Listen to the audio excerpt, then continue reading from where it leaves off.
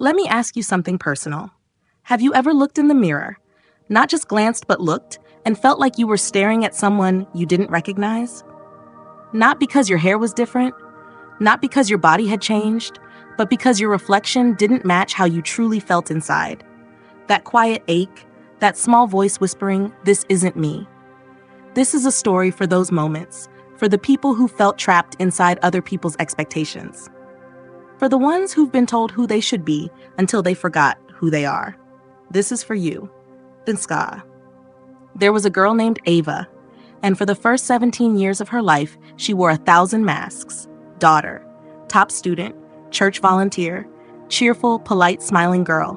The kind of person everyone said was so put together. But Ava wasn't together, not even close. She'd mastered the art of being what other people needed. Her mother needed her to be perfect. Her teachers needed her to be silent and smart. Her classmates needed her to be soft and agreeable. And the world? The world didn't seem to need her at all. Just a version of her it could praise without ever understanding. It started young. You see, Ava was bright, too bright for her own good, maybe. In second grade, she corrected her teacher about the planets in the solar system. She was right, but that was the day she learned being right wasn't the same as being liked. From that day on, she dimmed her light just a little, didn't speak up as often, let others shine, even when they were wrong. It was safer. By middle school, Ava had become a master of shape-shifting. In front of her mother, she was devout and disciplined. At school, she was funny but not too loud. With friends, she laughed at jokes that made her uncomfortable.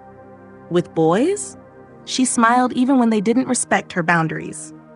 Don't be difficult, she'd tell herself. Don't cause problems.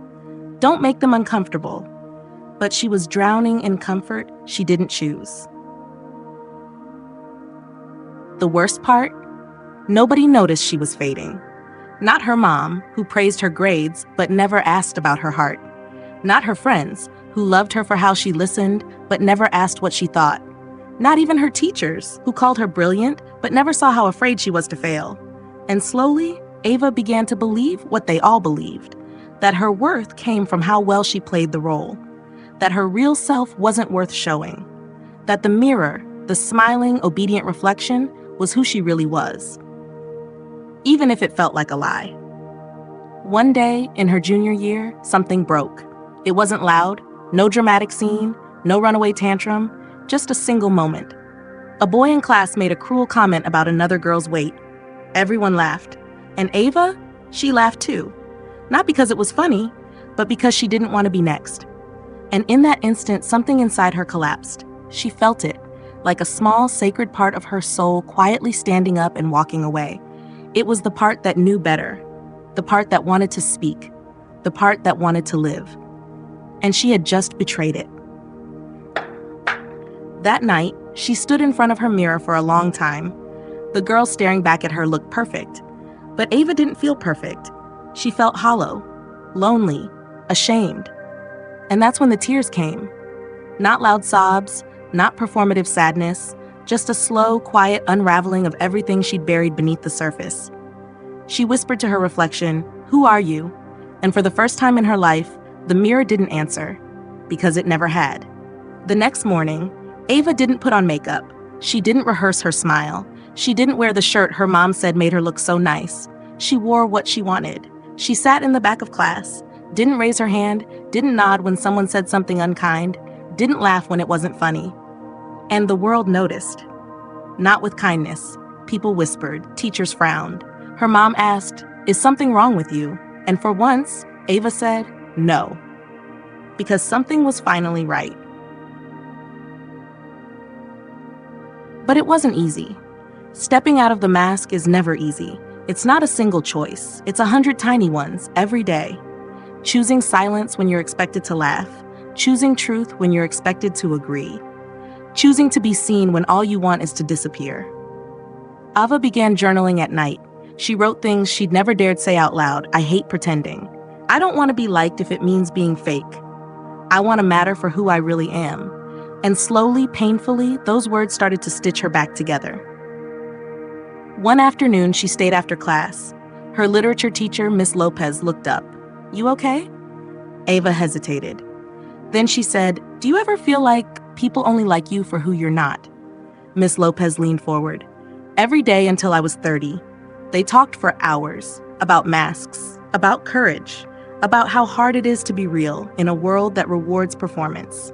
Before Ava left, Miss Lopez said something she never forgot. "The most dangerous lie is the one we tell ourselves to make others comfortable." And that night, Ava wrote in her journal, "I'm done lying."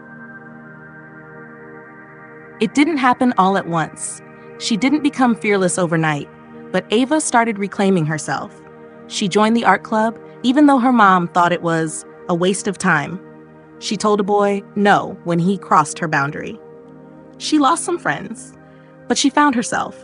And one morning, as she got ready for school, she caught her reflection in the mirror and smiled. A real smile, not for approval, not for acceptance, but because for the first time in a long time, she recognized the girl staring back.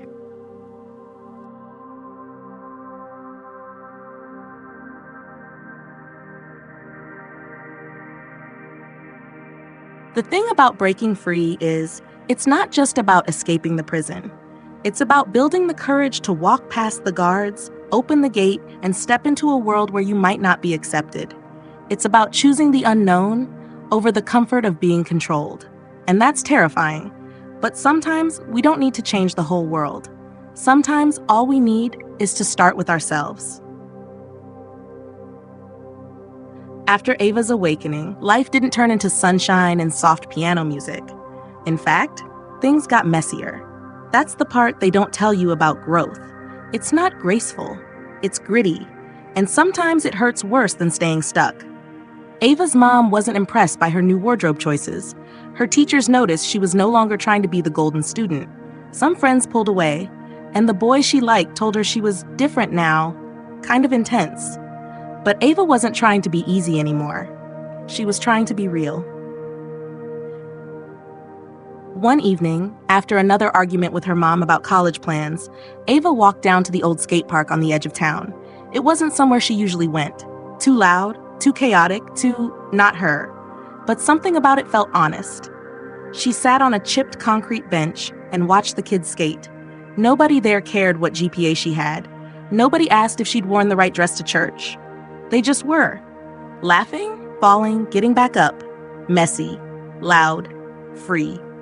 And something about it cracked open a window in her chest. That night, she didn't cry. She exhaled. For the first time in months, maybe years. A breath that wasn't shaped by anyone else's expectations, just hers. She whispered to herself, "I'm allowed to exist like this." And in that quiet moment, the revolution began.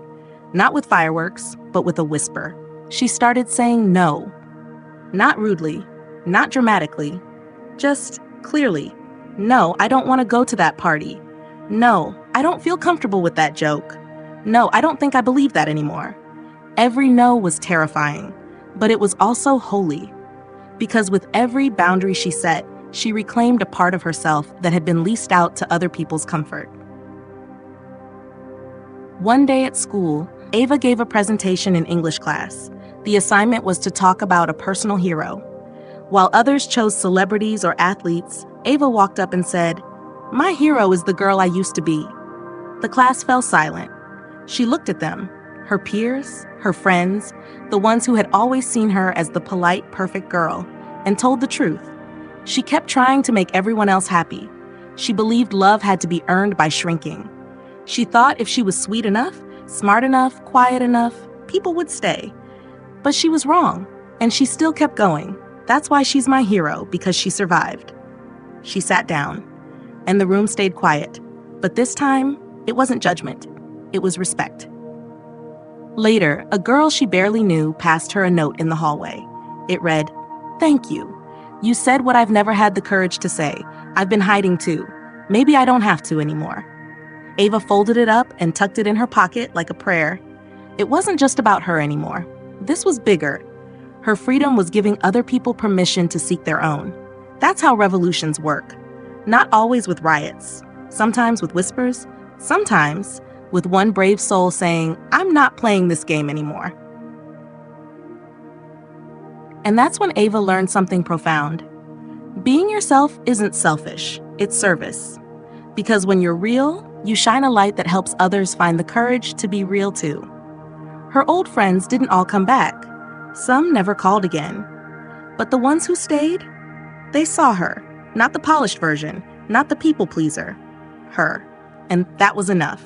Was getting enough. One Saturday, Ava stood in the kitchen with her mom. They were cooking in silence, something they'd done 100 times before. But this time felt different. Her mom finally said, "You've changed." Ava looked at her, and for the first time, she didn't shrink. She smiled and said, "I'm not changing, I'm becoming." Her mom didn't reply, but she didn't argue either. And that was a beginning. Some revolutions are loud, but others are tender, soft, steady, and built in moments that no one else sees. Like choosing to tell the truth, even when it costs you love. Like standing in your own skin, even when it feels like everyone wants you to shed it. Like waking up each morning and saying, "This is me, and I'm not sorry." Let's talk about smiling. Not the forced kind you give when someone tells a bad joke. Not the "I'm fine" smile you wear when your world is falling apart. Not the polite, picture-perfect grin you flash for family photos. I mean the real one. The kind that sneaks up on you when you're not trying. The one that rises like sunlight from deep within your chest. The one that says, "I'm still here." This is a story about that kind of smile. The kind that survives the storm and still shines. Ava didn't used to smile much anymore. After shedding her masks and letting go of the polished version of herself, there had been a stretch of gray days. Quiet ones, lonely ones. The kind of days when the world felt too loud and too empty all at once. She was learning to be real. But real is raw. And raw hurts. Especially when you're not sure who you are yet, only who you're not. But one evening, in the small coffee shop downtown, everything changed. She was there alone, sketching in her notebook. No headphones, no distractions, just the soft hum of espresso machines and the clink of ceramic mugs. Across from her, a little boy, maybe 5 or 6, sat with his father. He was eating a cookie the size of his face everywhere, chocolate smudged across his chin.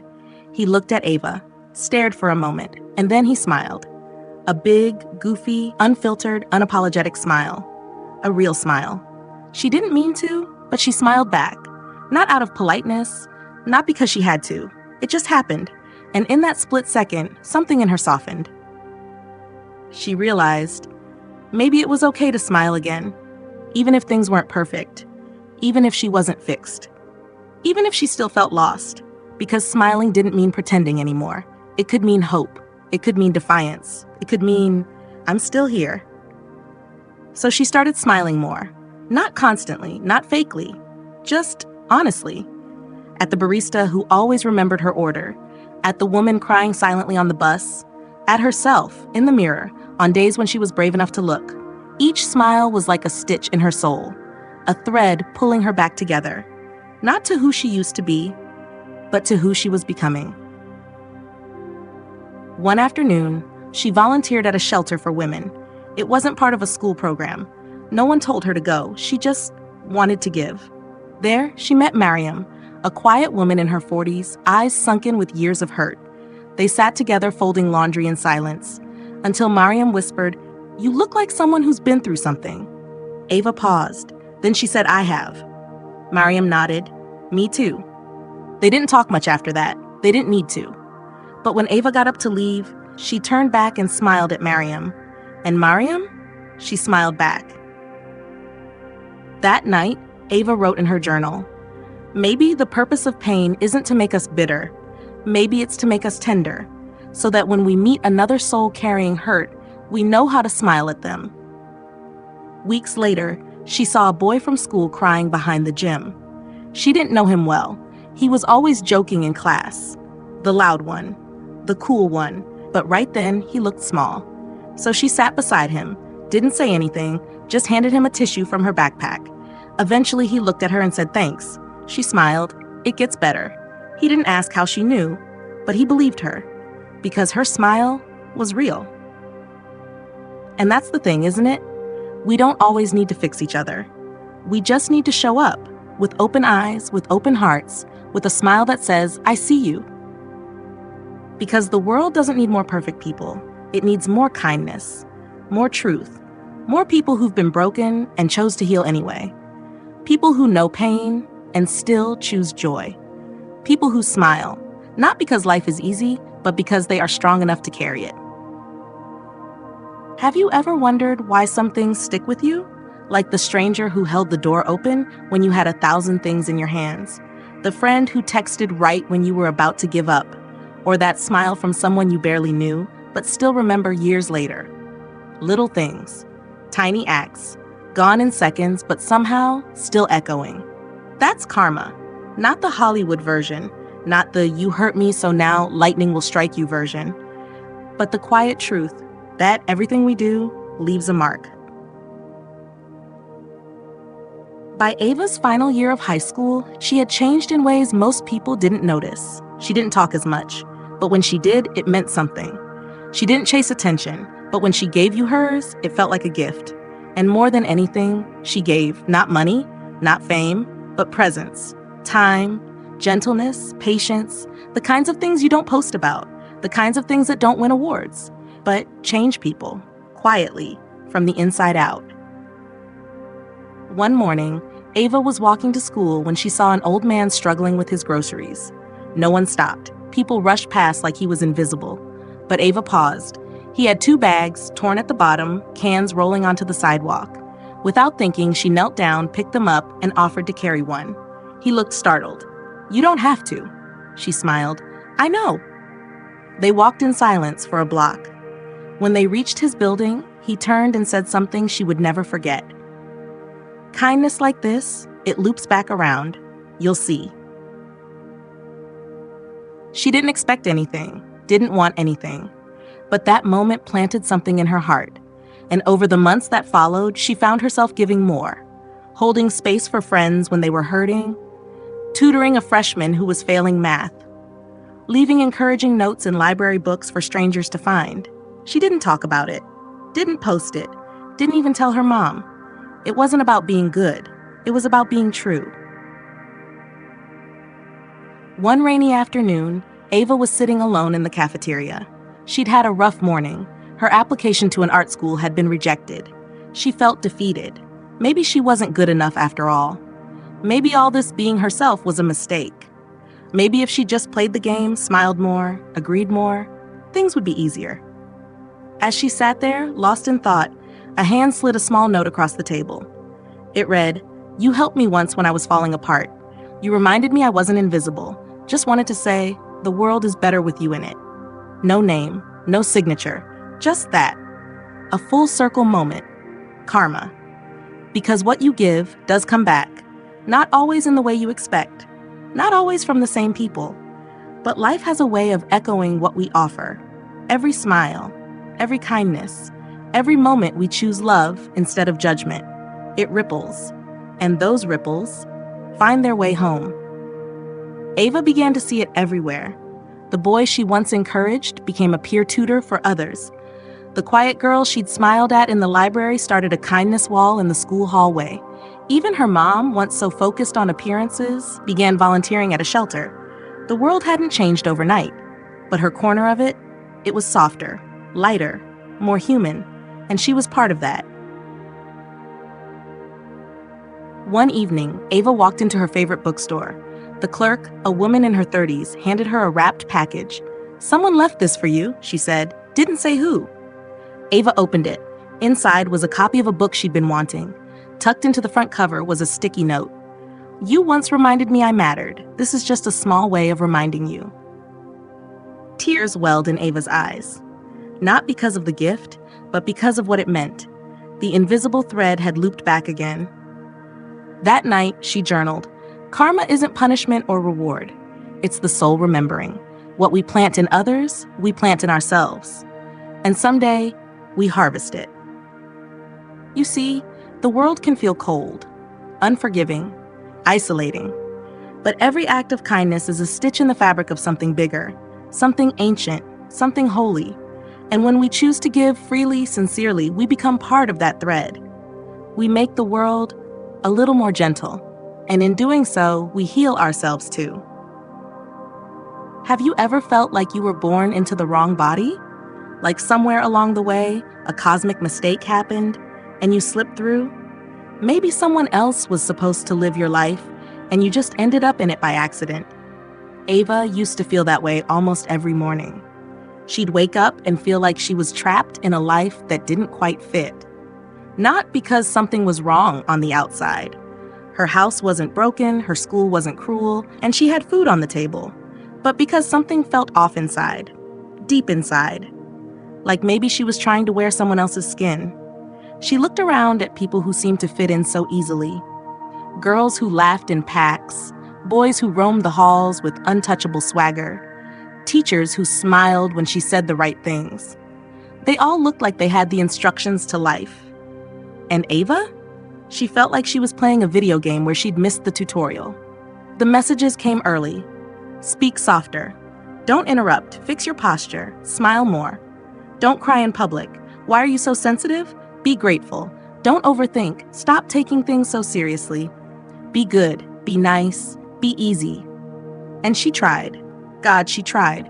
She folded herself into smaller and smaller shapes until she didn't know where the edges of her real self even were. She was good at it too. She wore the right clothes, said the right things, smiled when she wanted to scream. She got the grades. She won the awards. She was praised for being mature, composed, responsible. But it never felt like enough, because deep down she knew that what people loved wasn't her. It was the performance. And performances are exhausting. There was a particular moment, a seemingly ordinary day, when something in her snapped. It was in English class. Her teacher had just handed back an essay, one she'd spent nights on, pouring every piece of her heart into. She'd written about loneliness, about watching people live lives you couldn't touch, about sitting in crowded rooms and still feeling like you were drowning. Her teacher smiled as she handed it back. A+, she said. Beautiful writing. And then added, but maybe next time, write something a little more uplifting. That was it. A sentence. But it crushed something in her, because even when she told the truth, her truth, people wanted it prettier, neater, palatable. She smiled, took the paper, said thank you. But inside, she shattered. That night, Ava stood in front of her mirror for over an hour, not to fix her hair, not to pick at her skin, just to look, to see if there was anyone left in there. She stared into her own eyes and whispered, "Who am I if I stop trying to be what everyone wants?" The question echoed back at her like a haunting. And then came another. Will anyone still love me if I stop pretending? She didn't know the answer, but she was tired of waiting to find out. So she began an experiment, a slow, quiet rebellion. She stopped laughing at jokes that hurt people. She wore clothes that felt like hers, not the version curated for her social media feed. She started saying no to parties, to friendships that felt hollow, to expectations that didn't fit. She cried when she needed to. She rested when she was exhausted. She spoke up when something felt wrong. It was messy. She lost people. Some didn't understand. Others didn't even notice. They just drifted away like smoke and wind. But in the silence that followed, something began to grow. A voice. Small, trembling, but hers. She wrote sticky notes and left them on her mirror. You are not broken. You don't need to earn your worth. Being sensitive isn't a weakness. Your softness is not a sin. You are not a mistake. At first, they felt fake, like writing love letters to a stranger. But slowly, day by day, those notes began to seep into her bones. One afternoon, while walking home from school, Ava passed a girl sitting alone on a bench. The girl looked about 13, hunched over, eyes red, clutching her phone like it was the last rope holding her to earth. Ava didn't know her, but she recognized that look. She sat beside her. They didn't speak for a while. Then Ava reached into her bag, pulled out one of her notes, the one that read, "You are not a mistake." She handed it to the girl without a word. The girl stared at it, then at Ava, then at the ground. Tears welled in her eyes. Then she whispered, "Thank you." And that was it. A loop closed, a circle completed. Karma, Ava would later call it. But in that moment, it just felt like grace. That night, Ava wrote, "I used to think I was invisible, Now I realize I was just hiding. I used to think I had to be like everyone else to be worthy of love. Now I know love starts when I stop pretending. I used to think I was a mistake, but I'm not. I'm here, and that's enough. Healing isn't linear. Some days, Ava felt like she could conquer the world. Other days, she barely made it out of bed. But she stopped measuring her worth by her productivity, stopped tying her value to people's approval. She started treating herself like someone she loved, gently, kindly, with forgiveness and room to grow. In the spring of her final year, Ava gave a speech at a mental health awareness event. The auditorium was full of teens, some slouching in their seats, others pretending not to care, but most listening quietly. She stepped onto the stage, took a breath, and said, "I want to tell you something I wish someone had told me when I was 13.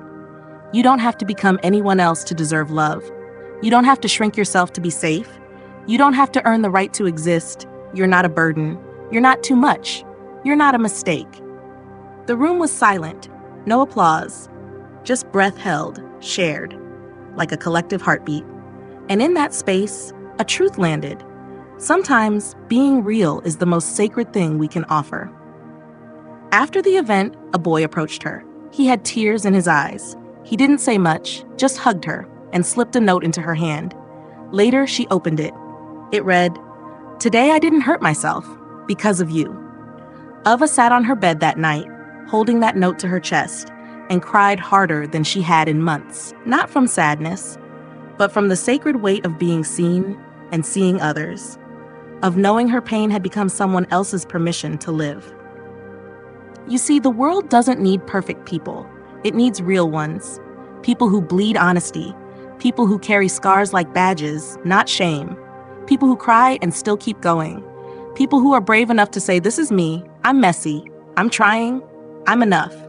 So if you've ever wondered if you matter, if you've ever doubted your worth, compared your journey, felt like you're too much or not enough or both at once, hear me now, you are not a mistake. Your sensitivity is not a flaw. Your darkness does not disqualify you. You are not behind. You are not late. You are becoming. And that is more than enough. There's something strange about pain. When it first arrives, it demands everything: your breath, your thoughts, your sleep, your strength. It builds a room in your chest and refuses to leave. It speaks in the dark and whispers, "You will never be whole again." But pain, like all things, changes. It softens, not because it becomes less cruel, but because you become more aware. You stop fearing it, you start listening. And one day, if you let it, pain stops being your jailer. It becomes your teacher. And if you're brave enough, your guide. This is what Ava learned when she stopped running, when she finally looked her past in the eye and said, "Okay, let's talk." It started with a box, a dusty one, buried deep in her closet, behind old school projects and forgotten sneakers. Inside were memories she had tried to forget. Journals, photos, birthday cards from people no longer in her life. She had opened the box intending to clean, but instead, she found herself sitting on the floor for hours, letting the past speak. One photo in particular caught her eye. She was 8 years old, standing between her parents at a school recital. Her smile was wide, but her eyes were searching. She remembered that day. She had sung her heart out, but her parents had fought the whole drive home. She remembered thinking, "If I'm just better, maybe they'll stop yelling." She didn't realize it then, but that thought had shaped her entire life. So she began the slow, aching work of unlearning. She wrote letters she never sent. She cried over things she thought she had moved past. She forgave people, not because they deserved it, but because she no longer wanted to carry the weight of hating them. And most difficult of all, she forgave herself for not knowing better, for the choices she made trying to survive, for the years spent pretending to be okay. She wrote in her journal, "I am no longer ashamed of the girl I was. She was doing her best with what she knew. She was strong. She is me, and I love her now." As she continued to heal, Ava began noticing something else. She had become softer, not weaker, softer. She listened more, judged less. She was kinder, not just to others, but to herself. Pain had broken her open. But instead of turning her bitter, it made her tender.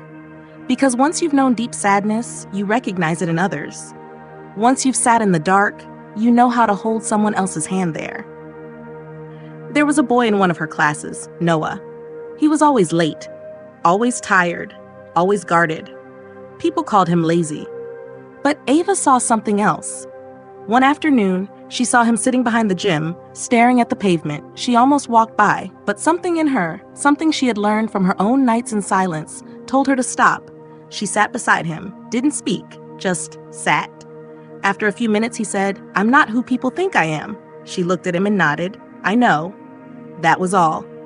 But it was enough. The next day, he smiled at her in the hallway.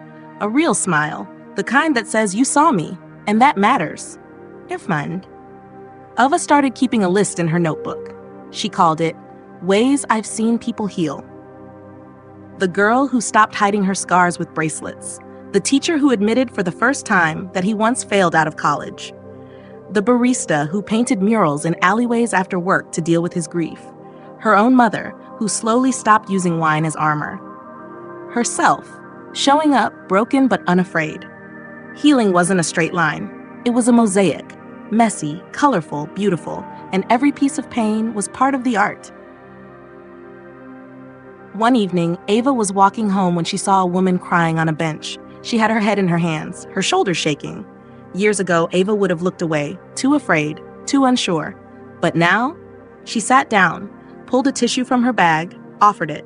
The woman looked up, startled, then smiled through her tears. "Thank you," she whispered. "I didn't think anyone noticed." Ava just nodded, because she knew. Sometimes the deepest kindness is simply noticing. That night, she wrote, "Pain tried to harden me, but I chose softness. I chose empathy. I chose to let the past teach me how to love deeper, not lash out louder." Letting the past make you kinder is not the same as forgetting. It's not about pretending it didn't hurt. It's about choosing not to pass the hurt forward. It's about interrupting the cycle. About saying, "This ends with me." Years later, Ava would give another talk, this time to a group of teenagers at a retreat. She stood in front of them and said, "You may not be able to change what happened to you, but you can choose what you become because of it. You can carry your pain like a sword, cutting others, or like a seed, planting gentleness wherever you go. Let your past make you kinder. Let it teach you what no textbook can. How to see people. Really see them. How to love with patience. How to listen without fixing.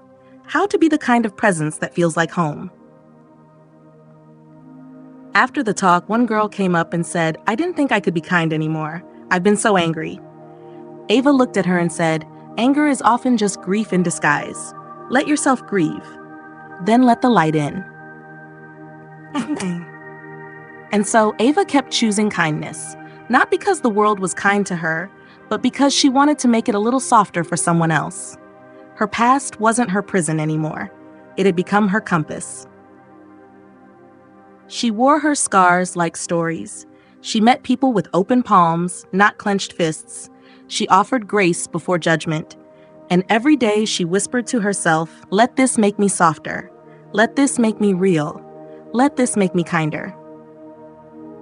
There is a quiet strength in gentleness. In a world that moves fast, that shouts loud, that rewards sharp elbows and louder voices, choosing to live gently can feel like rebellion. But gentleness isn't weakness. Gentleness is restraint with power. It's having the strength to break and choosing to bend instead. It's having the right words to destroy and choosing to heal instead. It's standing in your truth without needing to trample someone else's. By the time Ava turned 21, she had grown into a woman no one could have predicted. Not the loudest, not the boldest, not the most followed or photographed or praised, but quietly solid. People felt different around her.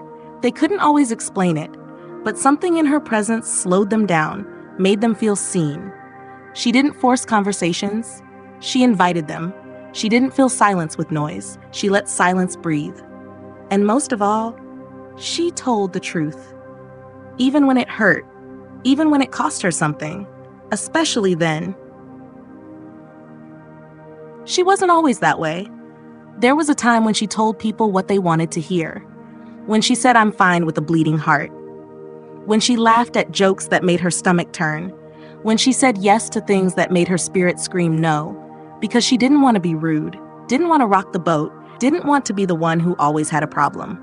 But over time, she learned something. Every time she lied to protect someone else's comfort, she abandoned her own soul. And that's a price she could no longer afford to pay. So she made a new vow, not to be cruel, not to be brutally honest, but to be deeply honest. The kind of honest that still holds room for love. The kind that doesn't weaponize truth, but delivers it with grace. It wasn't always easy. The first time she told a friend, "I can't be your emotional dumping ground anymore," her hands shook. The first time she said, "That joke hurt me," her voice wavered. The first time she ended a relationship not because there was drama, but because the connection didn't honor who she was becoming, she cried for 3 days. But after each act of truth, something beautiful happened. She felt clean. No residue, no pretending, just space, peace, light. She started writing again. Not for grades or likes or algorithms, but because there were things inside her that needed to be said. She wrote poems about softness, essays about grief, letters she never sent to people she once loved. She even began sharing them online. And slowly, people started writing back. Strangers from all over the world. "I didn't know anyone else felt this way. Thank you for putting words to what I've been carrying. You made me feel less alone." And every time, Ava smiled. Because truth does that. It connects what fear once isolated. There was a girl named Lila who messaged her, 15 years old, from a small town, terrified of speaking up. "I don't know how to be myself," she wrote. "I feel like everyone only loves me when I'm quiet and easy." Ava wrote back, "You don't have to shout to be heard. You don't have to perform to be loved. Start small. Tell the truth when it's safe.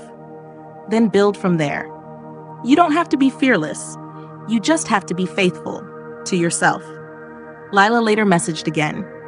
She had told her mother she didn't want to go to law school, that she wanted to study art instead. "I thought she'd be mad," she wrote. But she said, "I was waiting for you to finally say it." Truth is contagious. When one person is brave enough to be real, it gives others permission to be real too. But honesty without gentleness? That's just cruelty in disguise. That's why Ava always paired truth with kindness. She never said things just to say them. She said them when they mattered, when they healed, when they brought people closer to their own center. One day, a friend accused her of being too emotional. "You're always feeling things too deeply," he said. "It's exhausting." For a moment, her old self flared up. She wanted to shrink, apologize, swallow the pain, but she didn't. She breathed, then said, "Feeling deeply is not a flaw. It's how I connect. It's how I care.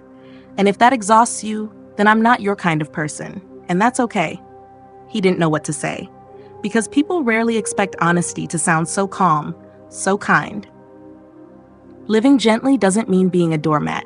It means honoring your boundaries with grace. It means saying, "I love you, but I won't let you hurt me. I care, but I need space. I hear you, but I still choose differently." It means learning the sacred art of no. No, I won't sacrifice myself to keep this peace. No, I won't lie about what I want to avoid discomfort. No, I won't betray myself just to fit into a space I've outgrown. Gentleness is power held with reverence.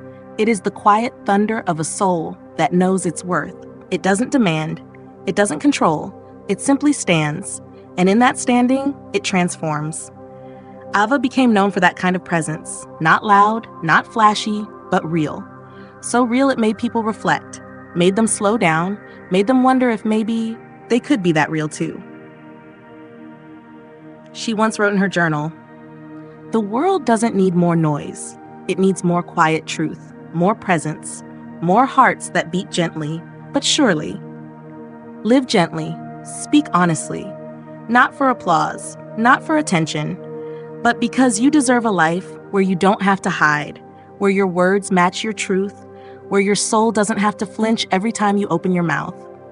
Gentleness is a revolution. One soft moment at a time, one kind boundary at a time, one honest sentence at a time. And Ava? She chose that revolution over and over again, with trembling hands, with imperfect words, with a heart that stayed open, even when it hurt. Because she knew the world might never reward her for living gently, but she would sleep with peace and wake with freedom. Was everything. Some people think smiles are small, that they're just facial expressions, or polite masks, or cheap currency for strangers in passing. But Ava had come to believe something deeper. Smiles, real ones, are sacred. They are little rebellions. They are quiet affirmations. They are moments when light escapes the body and says to the world, I'm still here, and I still believe in beauty. When Ava was younger, she didn't smile much. Not because she was angry, but because she was tired. Tired of pretending. Tired of holding everything inside. Tired of being told to cheer up when all she wanted was to be heard. Back then, she thought smiling meant surrendering, like giving in to a world that didn't deserve it. But over time, she learned something surprising. Smiling wasn't surrender. It was defiance. A sacred kind of protest that said, you couldn't take me down. I'm still choosing joy. There was a moment that changed everything for her. It was a rainy Tuesday afternoon. She was sitting alone in a coffee shop, waiting for the storm outside to pass. Her hands were wrapped around a warm mug, her mind drifting somewhere between past regrets and future fears. And then, a little girl walked in. Soaked shoes, mismatched jacket, and the biggest, most unbothered grin Ava had ever seen. She skipped across the tiles, leaving a trail of tiny wet footprints, and shouted, "It's raining!" like it was the best news in the world.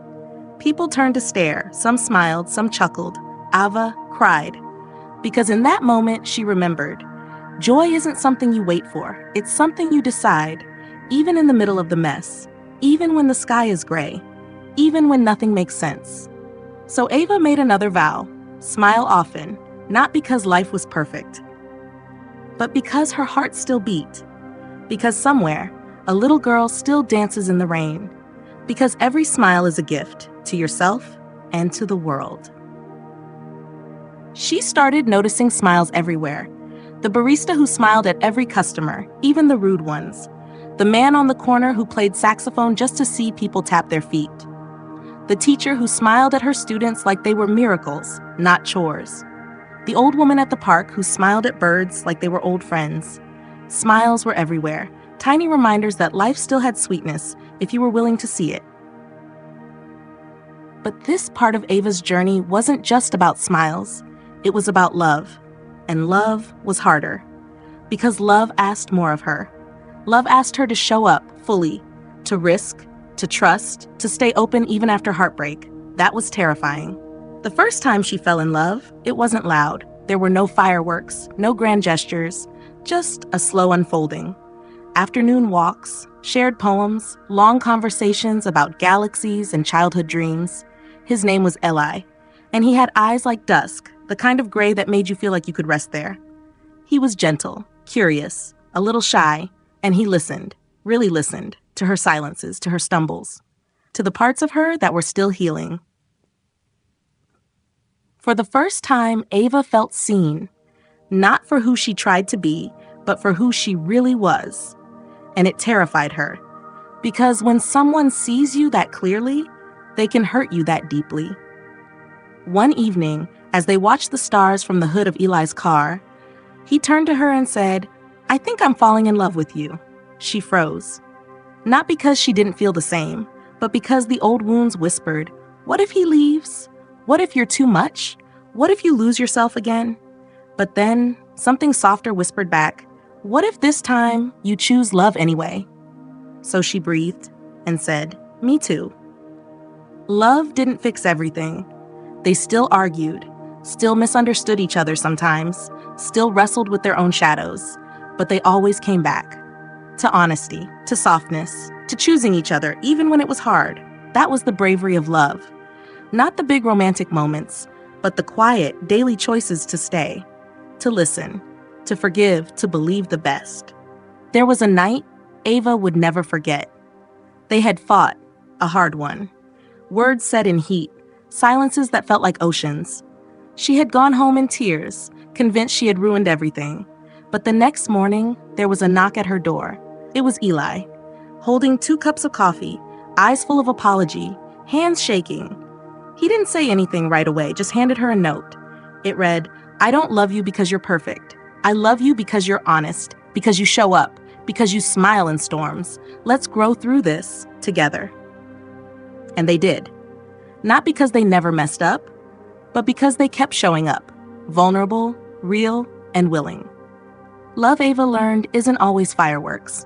Sometimes it's planting a garden, watering it daily, pulling weeds when needed, and trusting the sun will come. She also learned that love wasn't just romantic. It was in the way her sister called on bad days, the way her friend brought soup when she was sick, the way strangers held doors, shared umbrellas, made space. Love was everywhere if you chose to look, and that was the real miracle. So Ava kept smiling, not just with her lips, but with her presence, her listening, her kindness, her willingness to love bravely, even when it hurt. She started writing again, this time about love, raw, tender, imperfect love. And her words touched thousands. People who had stopped believing, people who had grown cynical, people who had closed their hearts to avoid the ache. Her stories cracked them open again. One reader wrote, "Your story made me call my dad after 10 years. I told him I love him. He cried. Thank you." Another said, "I asked for help today because of you." And another, "I smiled at myself in the mirror for the first time in years." That's what brave love does. It ripples. One smile, one truth, one act of courage at a time. So wherever you are, if your heart is tired, if your smile feels fake, if love has hurt you more than healed you, hear this. You don't have to be fearless. You just have to stay open. Smile not because life is perfect, but because you're still here. Love not because it's easy, but because it's what makes us human. And if you get it wrong, that's okay. Try again. Smile again, love again, bravely. It begins in silence, a single act, a single word, a single thought. So small you almost miss it. You hold the door for someone. You say thank you with eye contact. You leave a flower at your grandmother's grave. You whisper a prayer for someone who will never know. And then you go on with your day. You forget, but the universe doesn't, because energy, like water, always finds a way home. Ava didn't grow up believing in karma. She thought it was just a phrase on a yoga mat, or a line in a song, or a word people used when they didn't want to admit life was messy and unfair. But then life started whispering, and Ava began to see the pattern. It started with a sandwich, a rainy afternoon, no umbrella, no lunch, no time. She had just finished her shift at the bookstore and was drenched to the bone when she saw a man sitting under the awning, shivering, soaked, barefoot. Ava paused. She only had $5 left in her wallet, but something inside said, "Feed him." So she did. She bought 2 sandwiches, one for him, one for herself. But when she handed his over, he smiled and said, "I've been waiting for someone like you." She blinked. "What do you mean?" He shrugged, took a bite, and said, "Someone who gives without needing a reason." A week later, Ava missed her train. She was late, flustered, on the verge of tears. Until a stranger, a woman in a yellow scarf, tapped her shoulder and said, "Are you Ava?"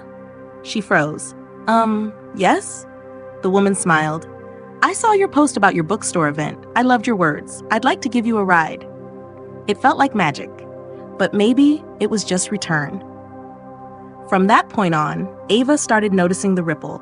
She would speak kindly to a cashier, and later, someone would pay her coffee. She would pick up trash at the park, and later find $20 on the sidewalk. She would help a friend move without complaint, and later find someone offering her free editing for her writing.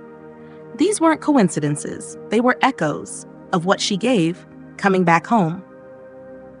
But karma wasn't just about kindness. It was also about what she didn't do.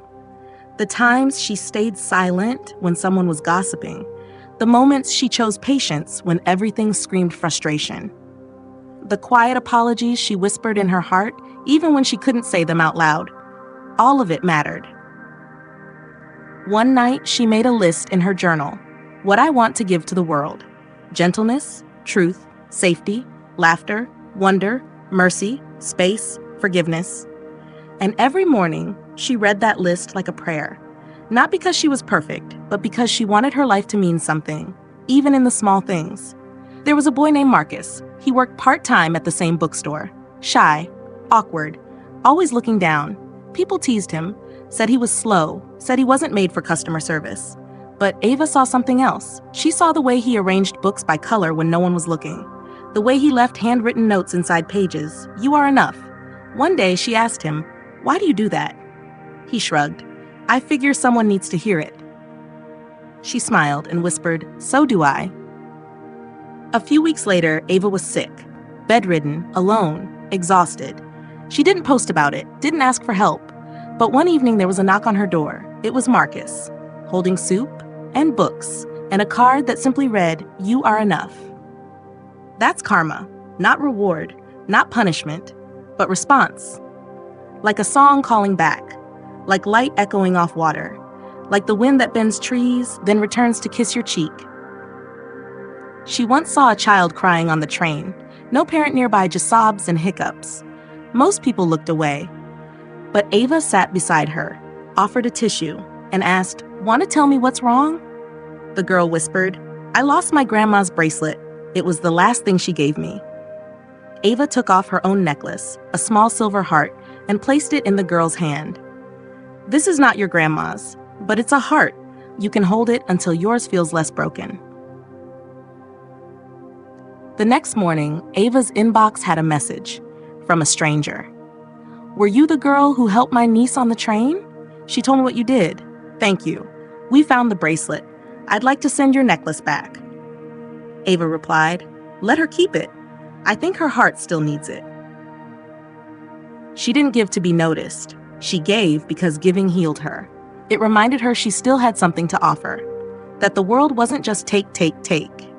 That maybe, just maybe, we were all connected in invisible sacred ways. Sometimes Ava gave without even realizing. A smile on a sad day, a poem that helped someone breathe, a silence that let someone cry. And months, even years later, the ripple returned. A reader wrote, "Your words kept me from ending my life." A stranger whispered, "You once told me I mattered. That's why I became a teacher." A former classmate messaged, "You forgave me in high school. No one else ever did. I've never forgotten that." What you give will return. Not always how you expect, not always when you want, but always, somehow. Because life is a circle, and what you put into it, your time, your energy, your love, it doesn't disappear. It transforms. It plants seeds in places you may never see, and one day, when you least expect it, a flower will bloom, a voice will thank you, a heart will beat lighter because you existed. Ava knew this. And so she kept giving, with hands open, with heart whole, with no expectation, just faith. Because if pain ripples, then so must kindness. And in a world full of shadows, Ava chose to be a candle, small, soft, unyielding.